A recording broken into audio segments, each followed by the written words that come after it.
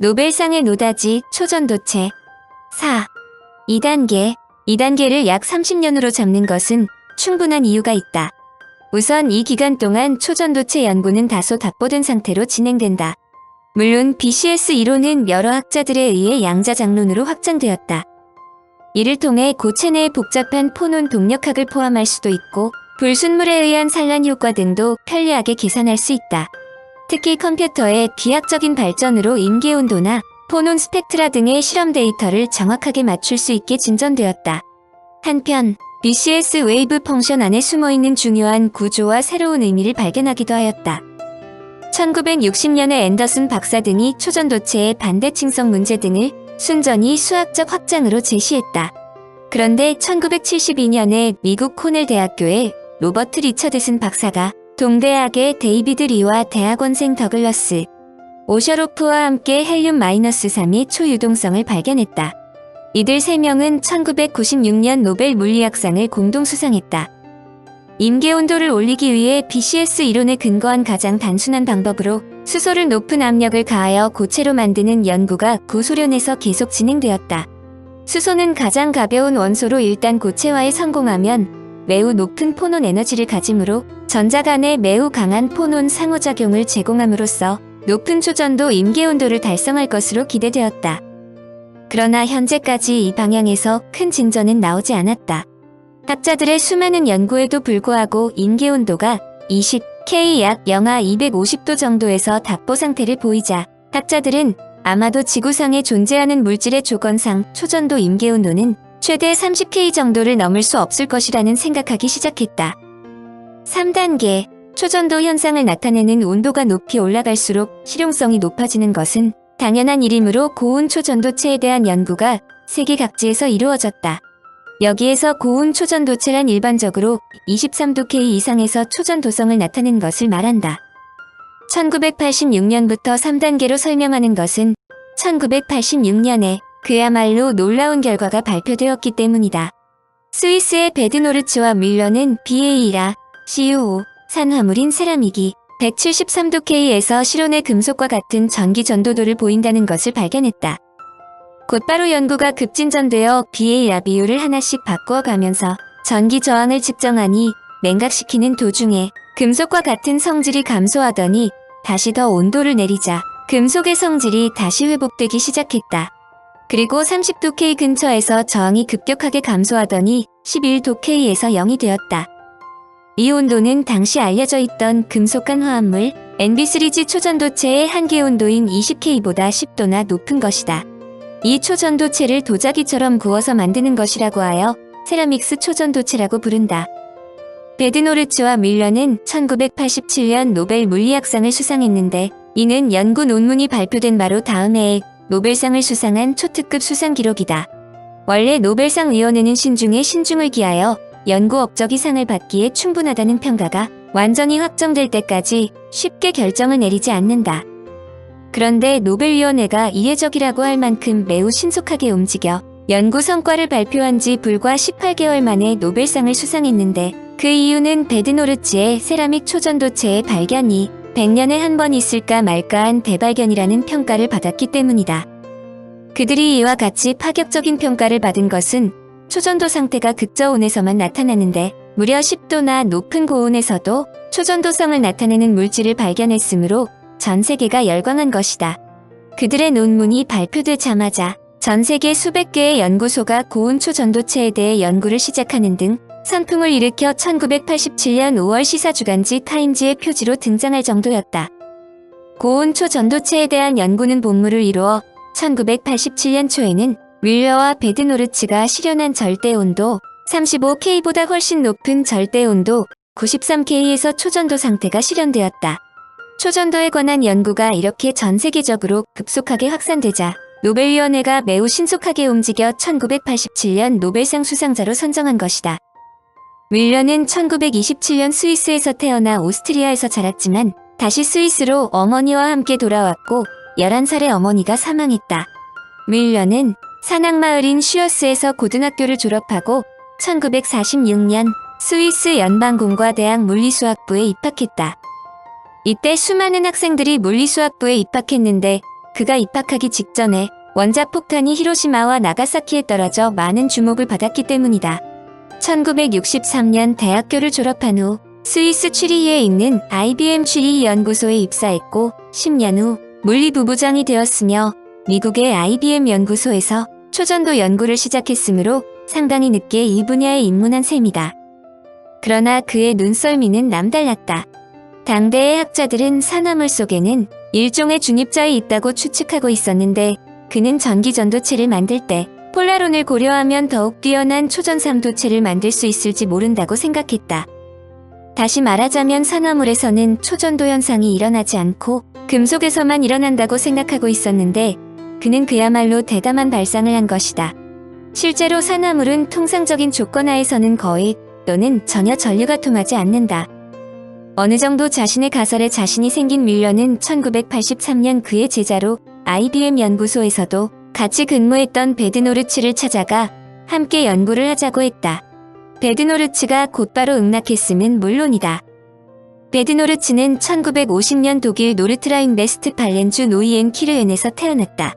가족은 제2차 세계대전 때 서로 뿔뿔이 흩어졌는데 전쟁이 끝날 무렵 모친과 세 자녀는 동독에서 서독으로 탈출했다. 1949년 양치는 다시 만났고 그 이듬해 베드노르츠가 태어났다. 부모는 그가 음악에 관심을 갖도록 유도했지만 그는 귀담아 듣지 않고 학교에서 과학에 흥미를 느꼈는데 물리학보다 화학을 선호했다. 1968년 독일의 명문 민스터 대학에 진학했고 화학을 전공했지만 결정구조 해석으로 방향을 돌렸다. 윈스터 대학을 졸업한 베드노르츠는 스위스 연방공과대학에서 뮬러 교수의 지도를 받으며 박사학위를 받았고 1982년 IBM 취리히 연구소에 입사했다. 베드노르츠의 제안을 받은 뮬러는 비밀리에 연구하기로 했다. 뮬러는 추후의 자료들을 테이블 밑에 두고 누구에도 이야기하지 않았는데 그것은 그들의 연구 내용을 알기만 하면 소문이 쉽사리 퍼질 것으로 생각했기 때문이다. 그들은 연구 대상을 산화물로 압축하여 실험을 계속했는데 관건이 되는 물질, 즉 티탄산 스트로튬 결정 입자에서 산소를 아주 조금만 제거해 초전도체를 만들었다. 그러나 전이 온도가 너무 낮아 만족스러운 결과를 얻지 못했다. 베드노르츠는 80종류 이상의 화학물을 합성해 분석했다. 모두 구리와 히토류를 포함하는 산화물이었는데 그들은 1986년 마침내 혁신적인 물질을 발견했다.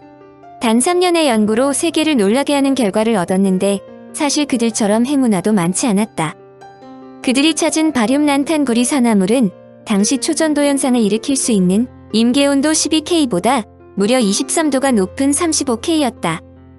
그들은 논문을 1986년 4월에 독일의 물리학 저널에 발표했는데 처음에는 과학계에서 별로 주목하지 않았다. 그런데 휴스턴 대학 교수인 폴 추가 뮬러와 베드노르츠의 실험 결과를 확인했다.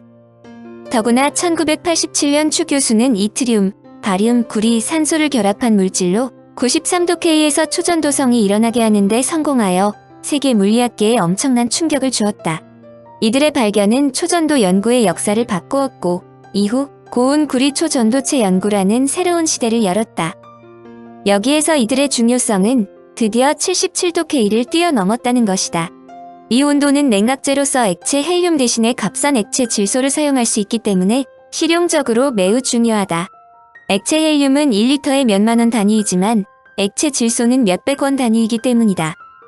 77도 K는 비행기의 개발에 있어 음속에 벽을 깨트린 것으로 비유할 수 있다. 다시 말해서 77도 K가 모든 저온 물질의 효용성을 판단하는 척도로 초전도를 연구하는 학자들이 77도 K 이상의 초전도체 개발에 열중하는 이유이다. 당시 연일 뉴욕타임스와 같은 대중 매체들조차 새로운 초전도체 연구에 대한 놀라운 진행에 관하여 보도하였고 조만간 세상은 상온 초전도 물질을 손에 넣을 것 같은 희망으로 부풀었다. 추 교수의 발표는 고온 초전도체의 광범위한 이용에 물꼬를 텄다는 데 중요성이 있다. 이후 고온 초전도체에 대한 연구는 전 세계로 파급되어 미국의 앨런 허먼은 히토리오 원자와 크기가 비슷한 탈륨 원자를 사용한 세라믹으로 80도 K에서 초전도성을 얻었다.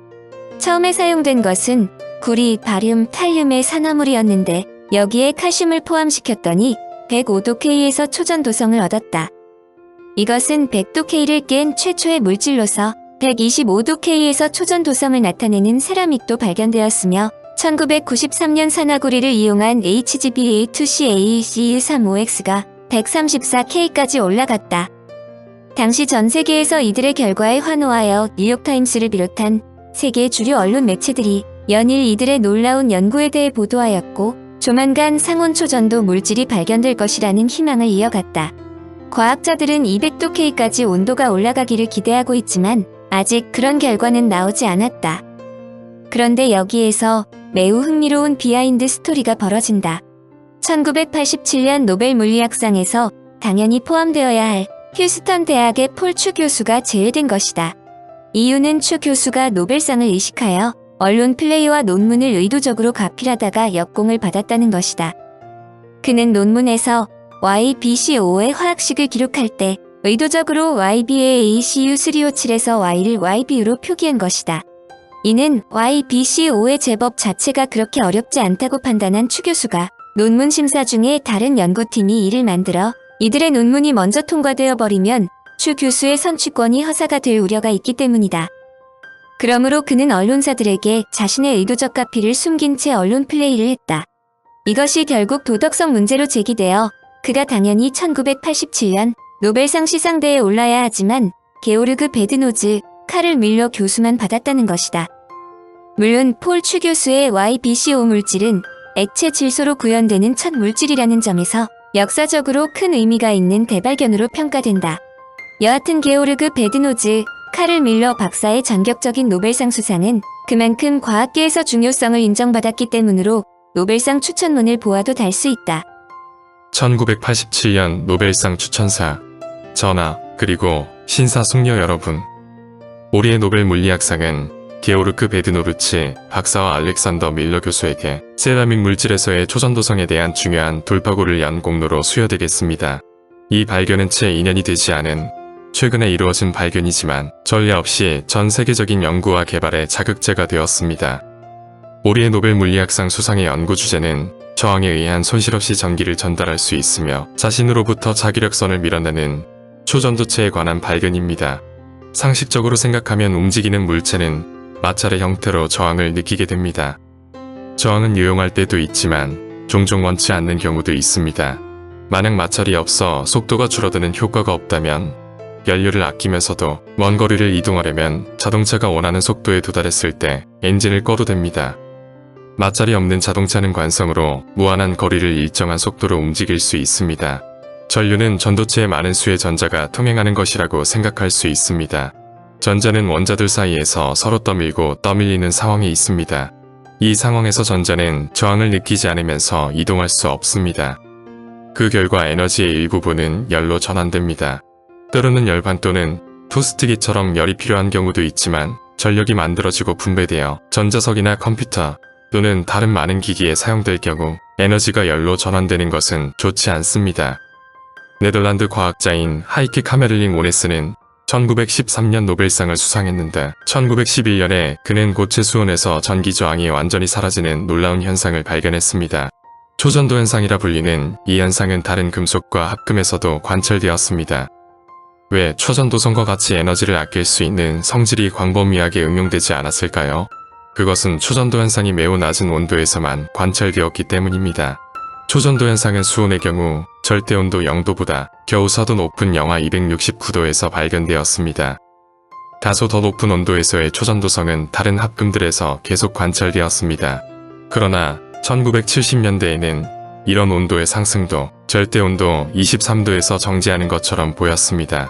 절대온도 23도와 같은 낮은 온도에 도달하기 위해서는 많은 노력과 비용이 필요합니다. 에너지 손실 없이 전기를 수송할 수 있을 것이라는 꿈은 단지 특별한 경우에서만 실현되는 것처럼 보였습니다.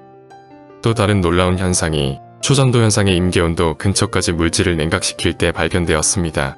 인접한 자석에 의한 자기장은 초전도체로부터 밀려나왔고 그 결과 자석은 공중에 떠 있을 수 있었습니다.